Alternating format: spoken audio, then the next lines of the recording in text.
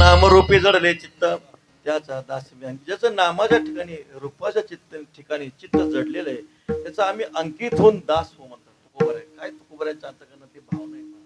थोडस जर आपण चिंतन केलं तर आस्ती भाती प्रिय हे ब्रह्माचं स्वरूप आहे, नामरूप हे मायेचं स्वरूप आहे आणि वेदांत शास्त्र सांगतं नामरूप हे मिथ्या आहे.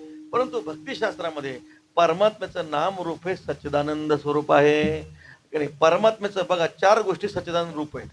परमात्म्याचं नाम, परमात्म्याचं रूप, परमात्म्याच्या लीला आणि परमात्म्याचं धाम एतत् सर्वम सच्चिदानंद रूपम. भक्तिशास्त्र सांगतं परमात्मा ज्या गावात राहतो ते धाम सच्चिदानंद रूप आहे. अधिक अक्षराने एका भूवैकुंठ म्हणे तुका तुकोबराने सांगितलं. परमात्म्याचं नाम सच्चिदानंद रूप आहे. तुका म्हणे नाम चैतन्य हे निजधाम म्हणून अक्षर हे नाम नव्हे जाण केवळ ब्रह्म ज्ञानोबऱ्या वर्णन करतात. परमात्म्याचं रूप सुद्धा सच्चिदानंद रूप आहे. सच्चिदानंद घन पंढरी परिपूर्ण कर ठेवून या जघन वाट पाये भक्ताची. आणि परमात्म्याच्या लीला ह्या नित्य लीला आहे, सच्चिदानंद स्वरूप लीला आहेत परमात्म्याच्या. त्याच्यामध्ये कधी देशाचा प्रतिबंध नाही, कालाचा प्रतिबंध नाही.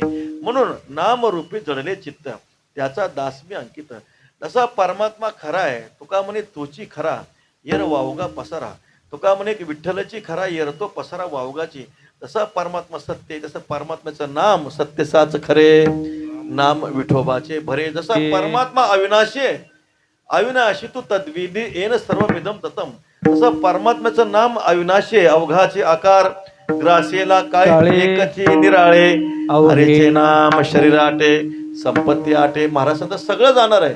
जे नाटे ते नाम चित्ती रखुमा देवीपती विठ्ठलाचे अंड जारस वेद उद्बीज आटे हरिनाम नाटे ते बरवे.